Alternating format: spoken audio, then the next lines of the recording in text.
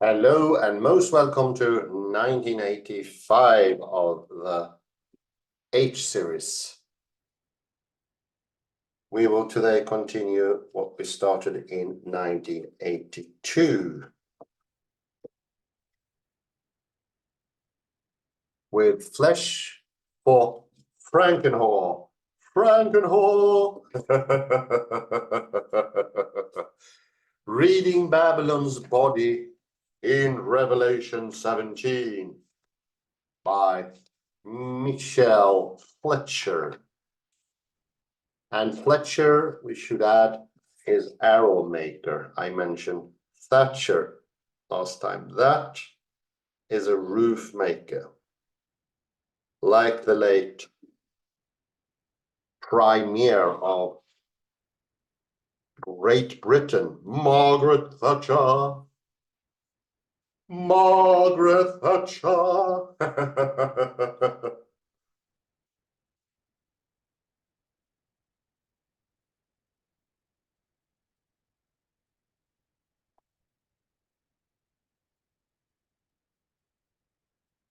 So last time we took a very intense look into contradictions, the coincidence of opposites.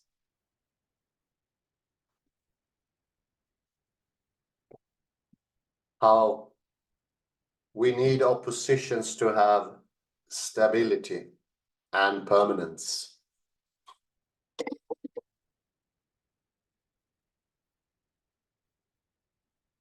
Today, stability, permanence, I would say surviving is in peril or are in peril because we get preemptively fixated in existence. We do not open up to the wider thinking. We do not give opportunity to unity and meaning. All gets reduced to the sheer minimum of nothingness. Nothingness!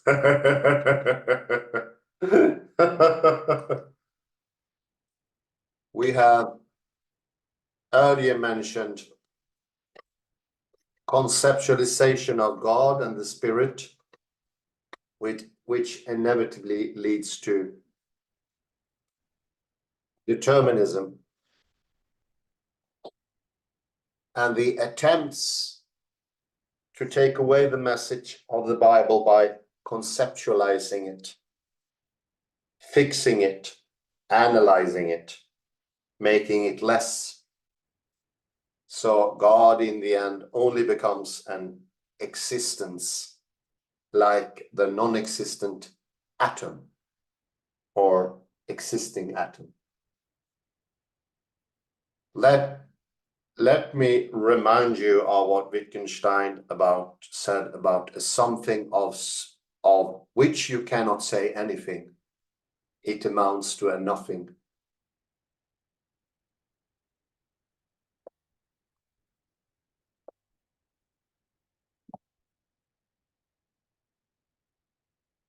We saw the spirality in between the whore of the Babylon, whore of Babylon, oh, echo.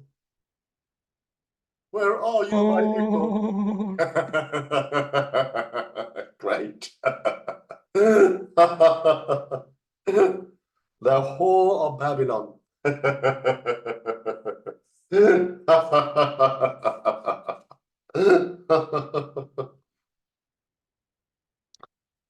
Is participating together with God, and the whore of Babylon needs to be made sterile, barren, depopulated, as it's also called here.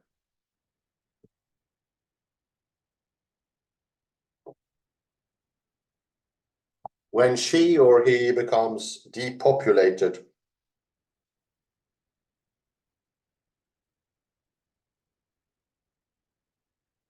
God would be the only one who can bring forward his own son, the inheritor of the world, the Messiah.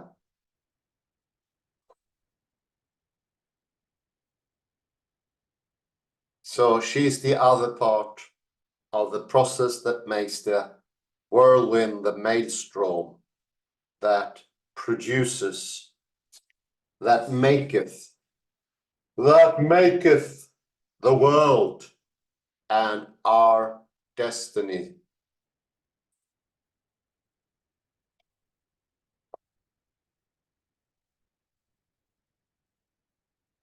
It was a saying there, idioke, ending with panda.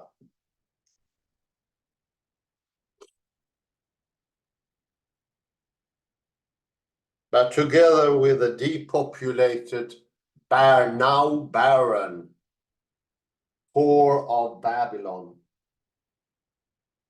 God will be fertile,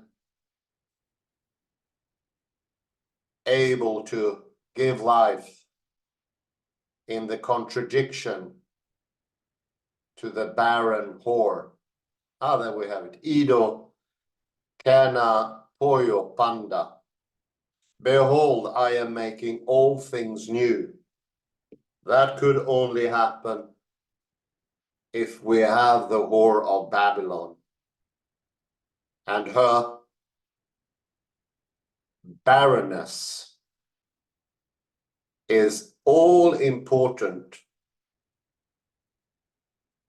Without it, God wouldn't be able to spiral and produce.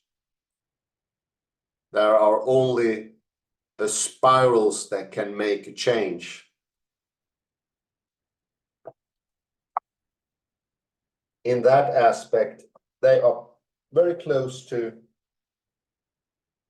criterion in Wittgenstein.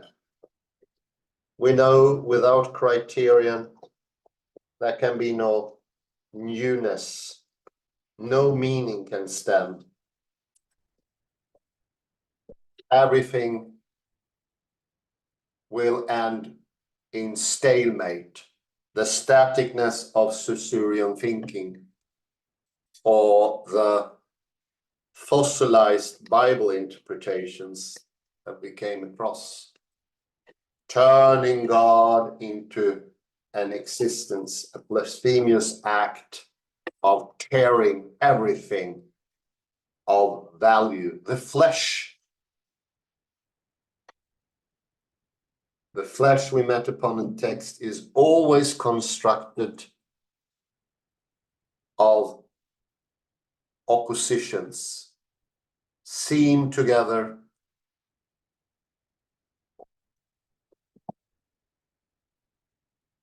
in this scene, all brings forth, are brought together,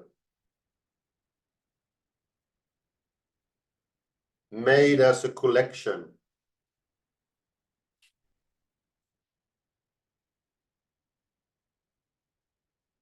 To collectively bring everything together.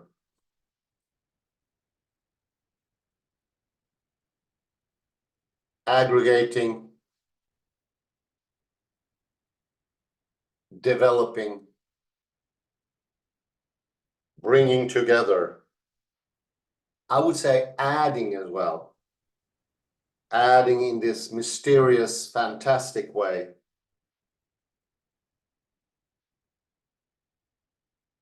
The mystery of the coincidence of positions is really the mystery of creation and of God.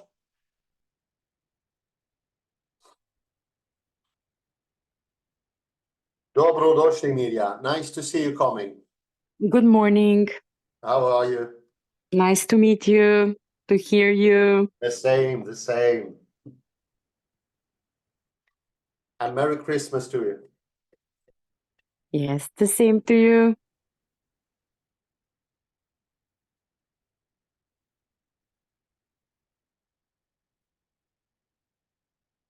So this coincidence of oppositions bring forward the producing power of God and always in the other side, on the yin-yang side, if you like, of the yin-yang. There we have the whore of Babylon. The whore of Babylon.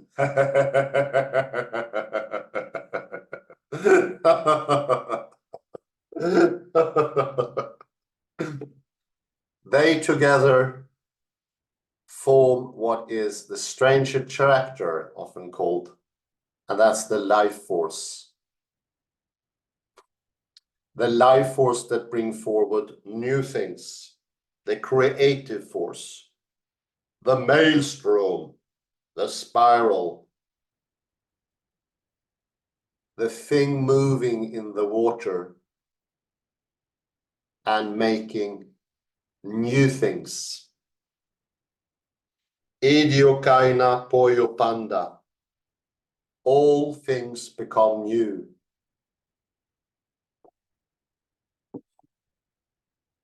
And it's a newness that is not like the circle. It doesn't go back to the same place. It is actually creating something absolutely new, not of the old. So please remember David McNeill and how he showed that the instability between the gesture and language is where all is happening. The instability is the only thing that can stir newness. If we don't have instability,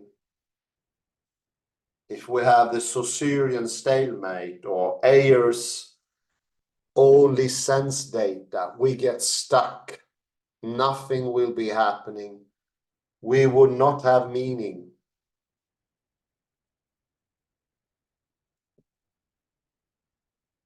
This gives us an opportunity for meaning, for telling, and also for understanding. I'd say on top of that, further development.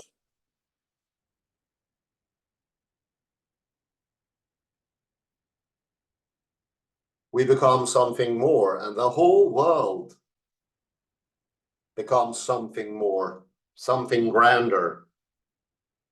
This is the newness. Idiokaina poyo panda. All new.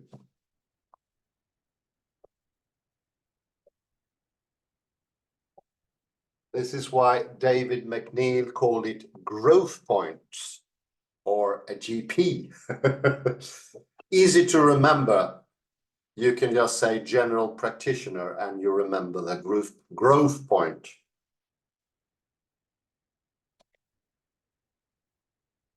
But the growth point is all important. It has a nice parallel in the Wittgensteinian expression and criterion or act.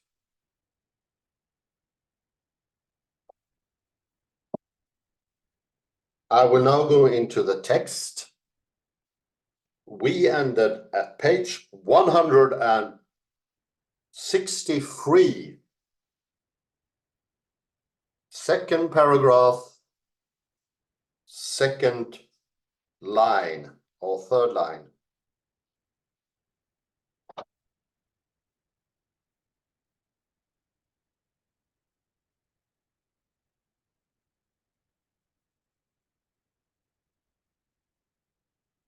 The whore of Babylon is presented by scholars as being sewn together from textual fragments. A city symbol alluring people into illicit economic idolatrous relationships and being destroyed as a result.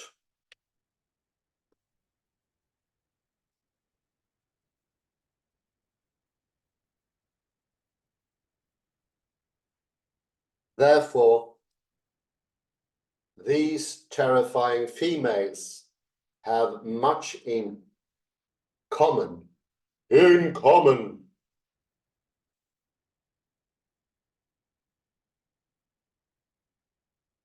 Yet I have argued that both these presentations overlook their original textual portrayals. Textual portrayals. Portrayals.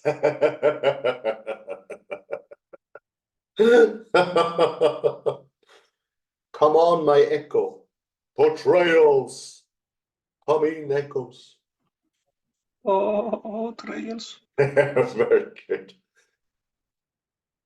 Most importantly, we have seen how the whore of Babylon's seams are not easy to trace.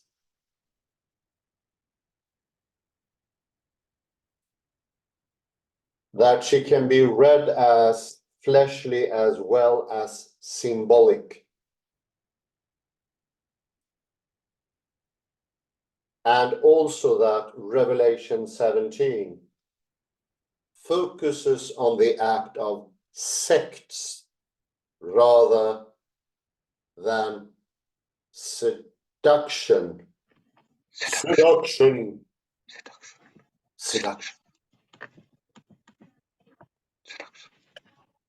Symbolic readings have overlooked her being penetrated by many men and have therefore also overlooked the results of such penetration. Fleshly children which Babylon is rendered unable to continue to have by the end of the passage. She's made barren, barren.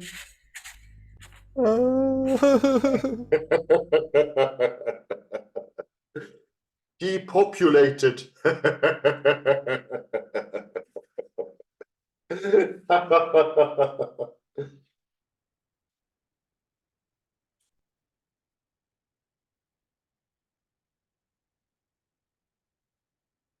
She's barren.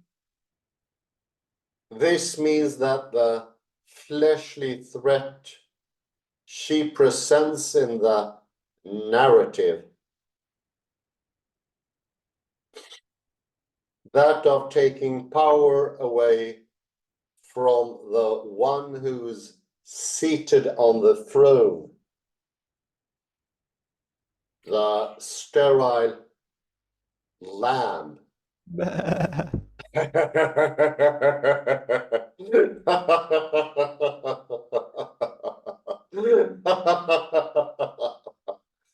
And its sterile followers is overlooked.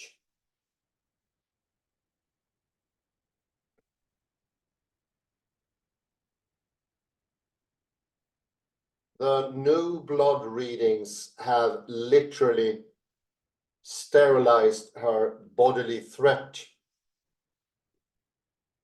overlooking her body as a living, reproductive entity, ignoring her sterilization during her destruction. Her destruction.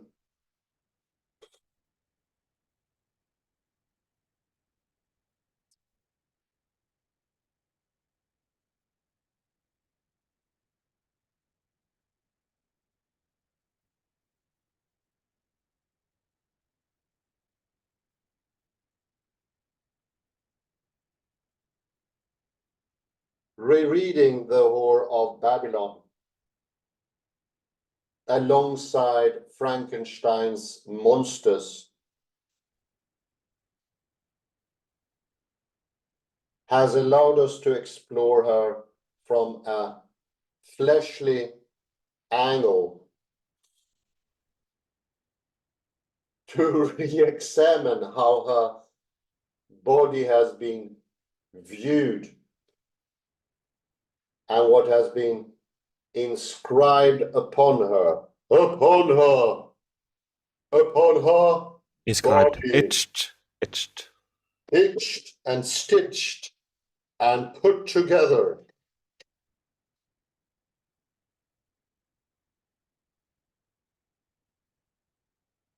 Circumspected, directed and thorn, all of it at one time and in linear causal order as well, both gesture and language.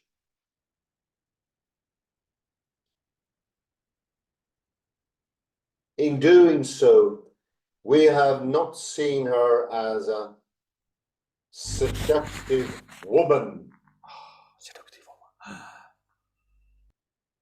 leading people astray into idolatry,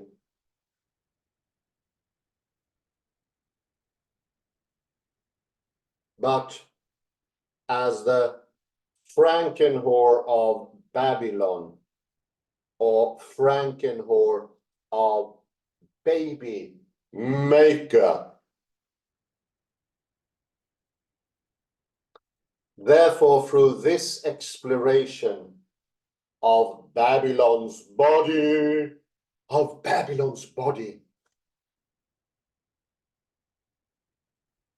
we have revealed further unimagined threats hiding in the dark. Hiding in the dark. Hiding in the dark.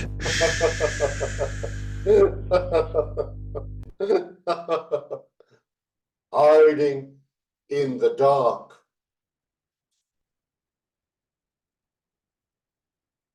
They will be dealt with textually in Revelation 2:8, when the fornicators and abominations will be burnt in a lake of fire. Lake of fire, a grand lake of fire. In the tremendous lake of fire,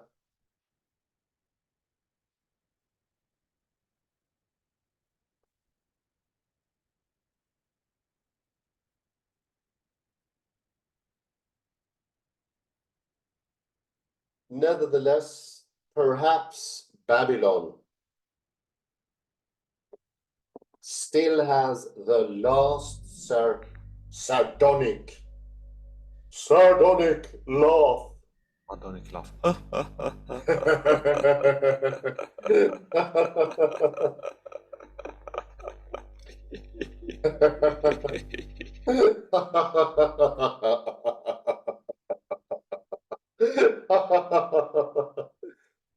As she continues to evade sterilizing readings with flesh and blood, threats ready to be unleashed upon unsuspecting readers.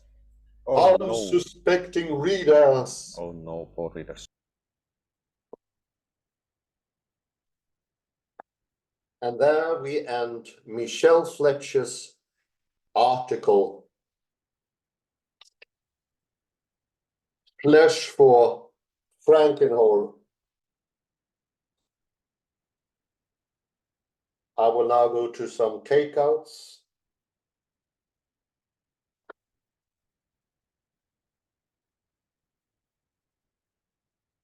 we can go to page 145, all the way back.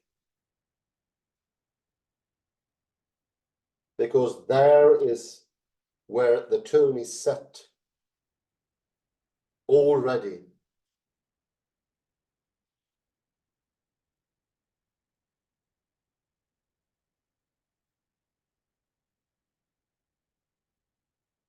Nine-fourth. So the goal here, and I would say the goal also of the right hemisphere and the more inclusive take that we've been promoting in the lecture series, is aptly put here. Such symbolic readings are rich in their results and have provided invaluable insights into the text and the world in which it was created by not focusing on the flesh, but on the wider textual fabric.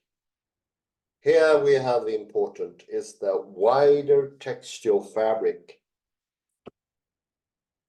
It is the global relation taking in everything, leaving nothing outside. You cannot read a biblical text with only taking what's in it. Everything outside the 99.999% that's outside of the text needs to come in. And only then, with that knowledge, a fruitful instability can occur. The textual weave makes that popular, makes that something that could happen, something that could occur. It will populate the text with meaning and what's outside of it. As Nobel Prize winners Alana Specht, Clauser, and Anton Seilinger said, all reality is global, not local. If you isolate, so to speak, you lose meaning.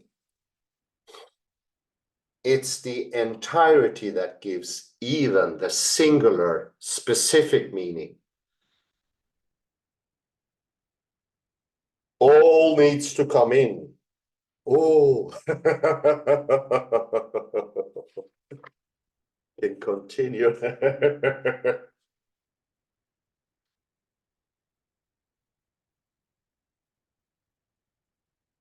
There's a little pointer here, what could happen on page 149.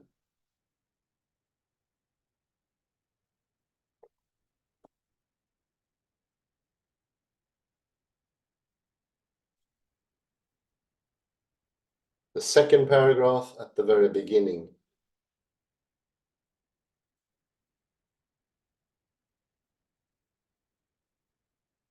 Yet other scholars aiming to unsue the whore find themselves staring at different textual fragments.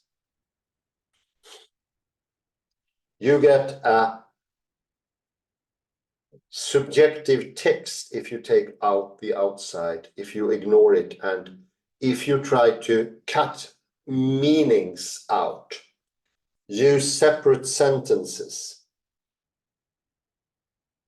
incisions, or unsue what is cut together by the fabric of reality itself.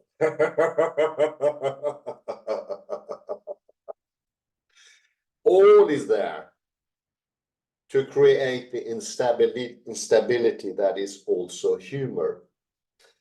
The over seriousness kills everything of creativity. It is as creative to read a text as to make a scientific discovery. It takes newness that can only come from a coincidence of oppositions.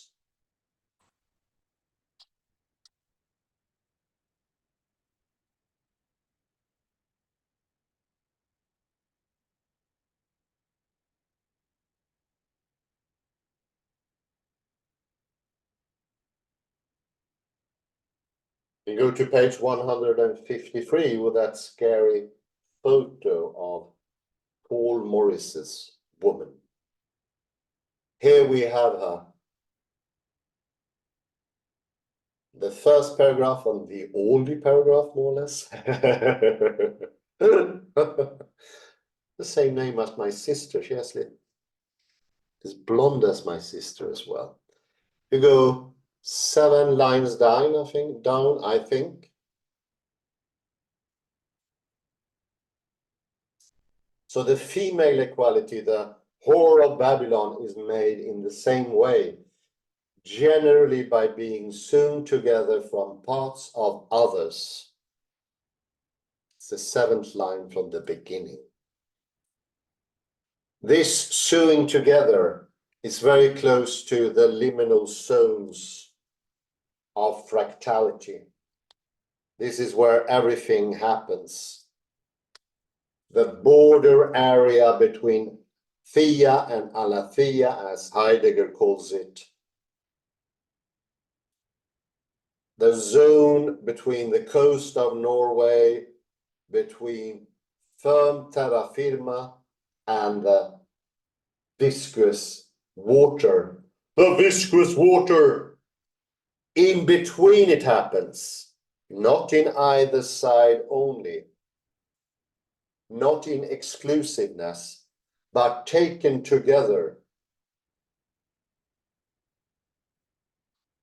When they come together, then the good stuff can come, fruition, non-sterile.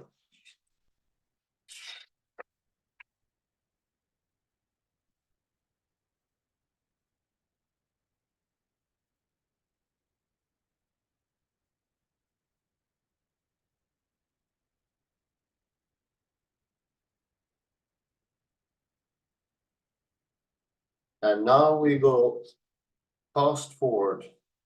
Let's fast forward.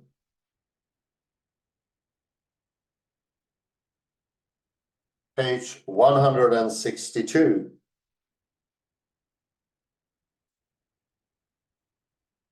Second paragraph, if you may, Kalle. Please. In this day before Doppar Day. In Swedish, Christmas Eve is called Doppar Day. It means dipping day, something of the sort. To put bread in the boiling liquid of the celebrative lamb.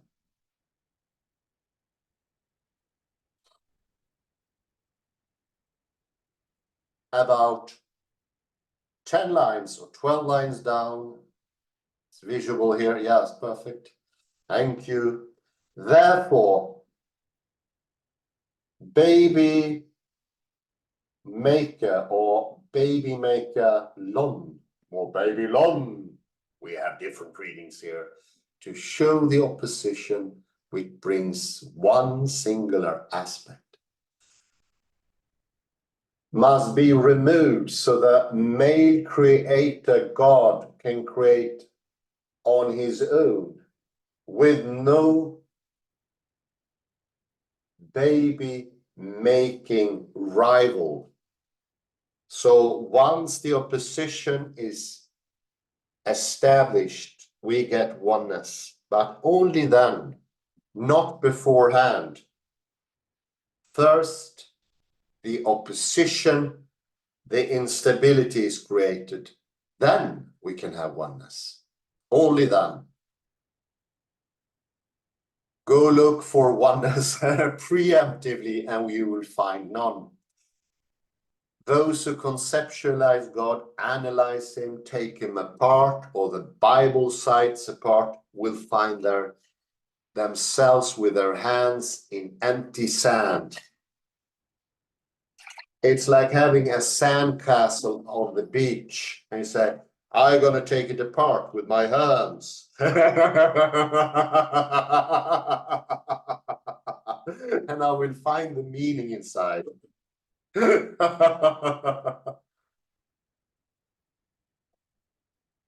By analyzing only the left hemisphere, we lose everything. Then we have sheer nothingness.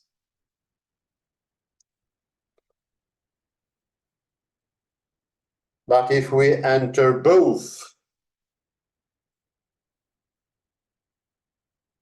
then we get more of everything. We will be rewarded with so much more.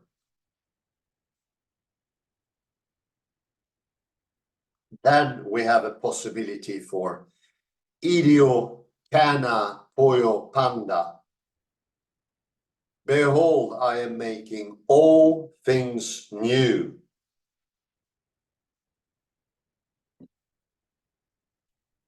Only then will you have a new production. The new will come out like the bird phoenix out of the ashes. And I wouldn't say ashes, but in the instability of the oppositions. And it will be leading to a good thing. Going to the last page, 4 lines from the bottom, if you may.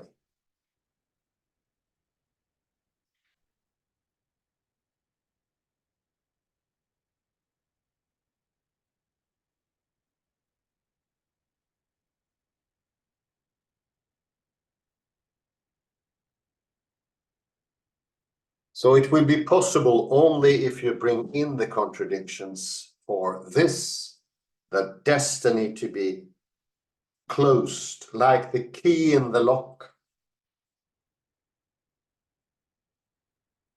They will be dealt with textually in Revelation 21:8, when the fornicators and abominations will be burnt in a lake of fire.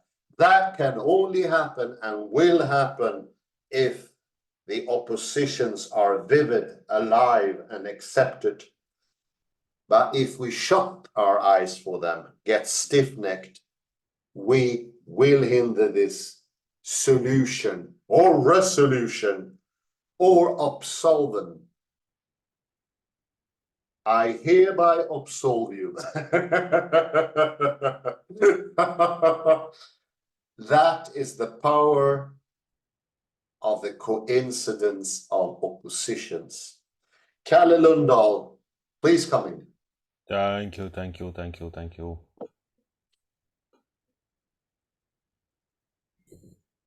Let me see the footnote here. Where did it disappear? Ah, no, it's there on the opposite page. Yes, footnote 82, and I will show you an image. This is statue. What is the original? What is the name of this statue? Ah, yes, here we have it. Oh, that beautiful statue. Yes.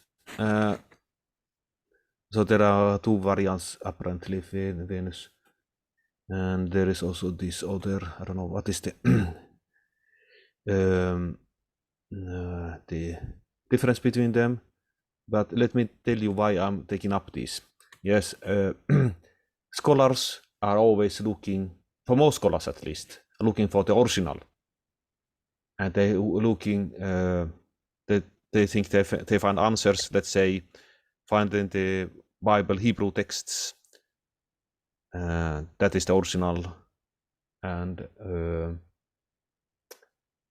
Indeed. another possibility is here to go into the extreme. You see here, the Horus has been seen as the archetypical great mother goddess. Yeah. So this she would represent the extreme search of the original. What is the image of the what is the original image of the prostitute in the book of Revelation? That would be go really far, several thousands back in history. 25,000 before Christ would be. And the other possibility, and I have to say that I'm weak for that possibility, is the Babylon, the city of Babylon, 2000 or 3000 before BC. You had there this ziggurat, the ziggurat that we discussed, and that there on the top of that ziggurat there was a small temple. And according to the Greek historian Herodotus, ziggurat, I don't even know how do you ziggurat, of course. There was a priest who came to have sex with her, or the god of the priest represented the god. So that would be the original. You see, like this is a variant. Where do you have it? Of this ziggurat.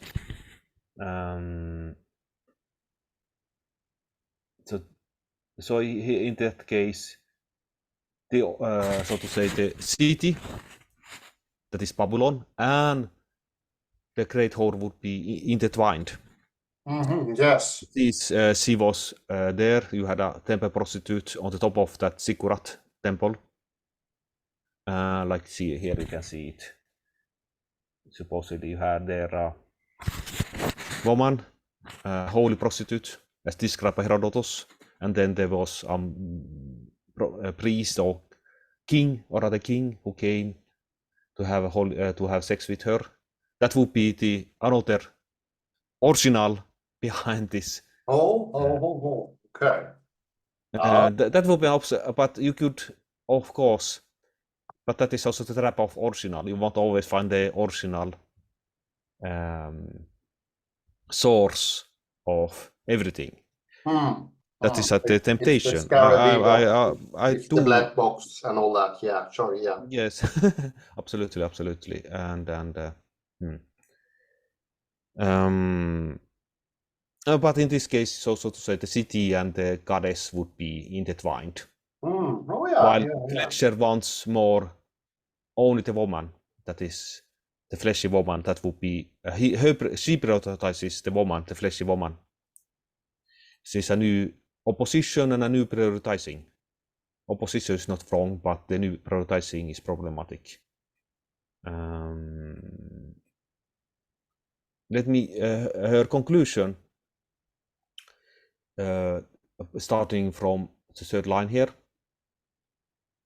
In doing so, we have not seen her as a seductive woman, leading people astray into idolatry, but the Frankenwhore of Babylon, Babu maker yon. I like that one.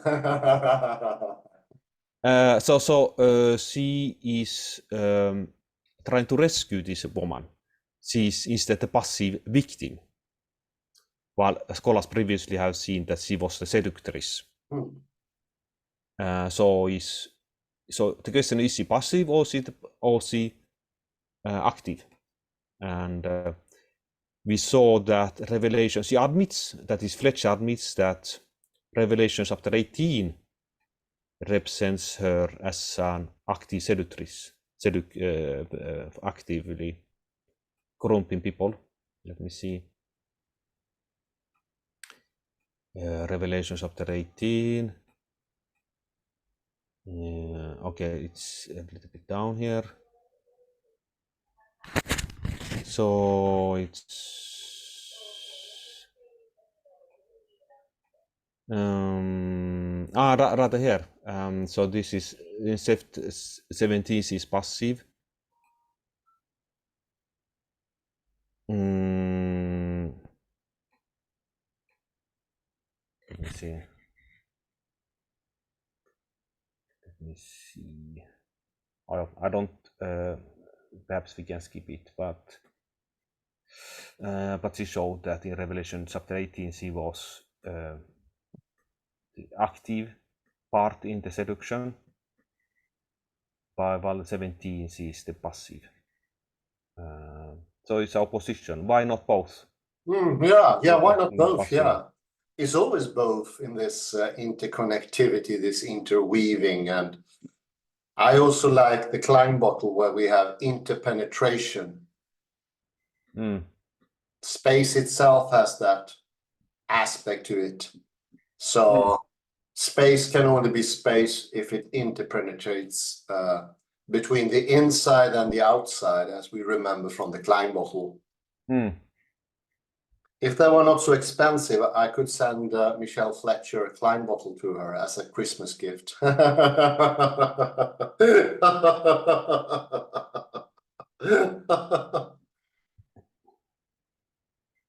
We can look at a Klein bottle here. Yeah, they're crazy pricey to be made. Oh, that's a rather cheap one on Amazon. Yes, but it's perhaps not of good material. Let me see No, if this no. is a good one. To explain it, so the so to say the outside, this is this handle, so to say, it goes inside. So you cannot say this, so the outside goes in to the inside. So the outside and inside are one and the same. Yeah, it's one and the same, and the whole thing only have one plane, one dimension. So it's not even three-dimensional. But lo and behold, it can still hold water. This is how space works. That's the only function of space. X, Y, Z, no. I did find the references page 155. So here she says that because all nations were led astray by your magic potion. So here, chapter 18, she's the active corrupter. Okay. Also in chapter 19. But then she admits, but then she says that Sassarin is involved in these other parts of the text unto chapter 17.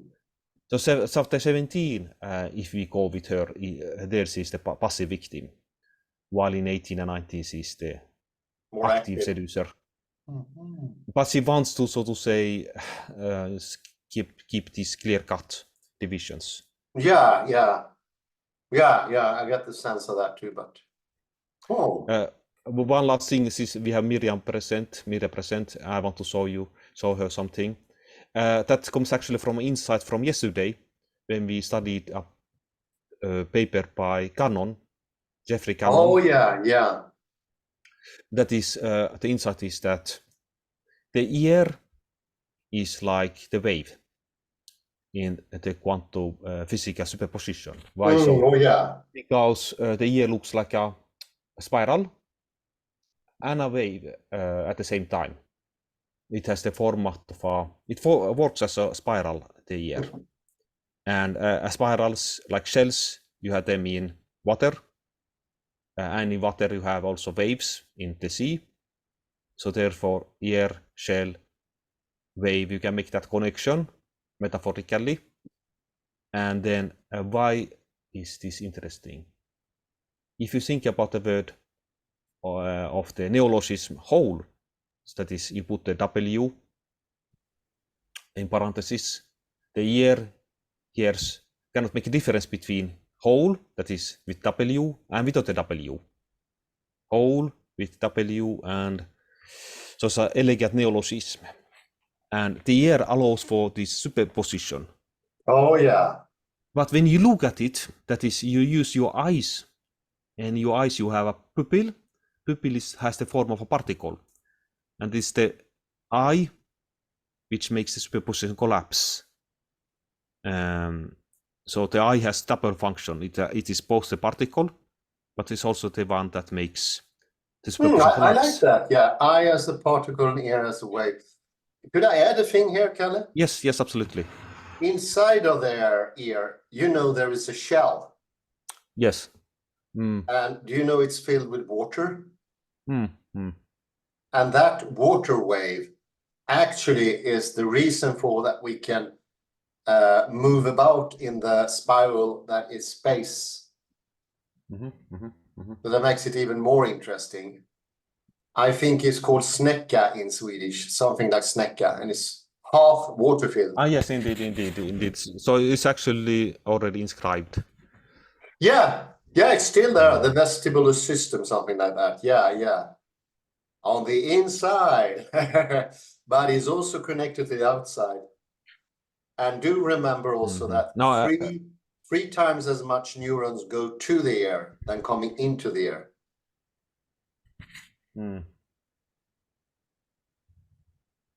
Ah, yes. The cochlea is a spiral shell-shaped organ. So it's spiral. It's fractally spiraled. Isn't that amazing? Yes. Let us allow Mirja. Do you want to add something? Yeah. Or say something? Whatever. Oh, this is so amazing! My goodness. No. So amazing. Good to hear. Good to hear, Lydia. No, so the thing is that I can show this to explain it to Mirja since she knows Greek. And so let me see, this is the last thing. Revelation 75, Babylon the Great, the mother of hordes of fornicators, and imiter ton pornon.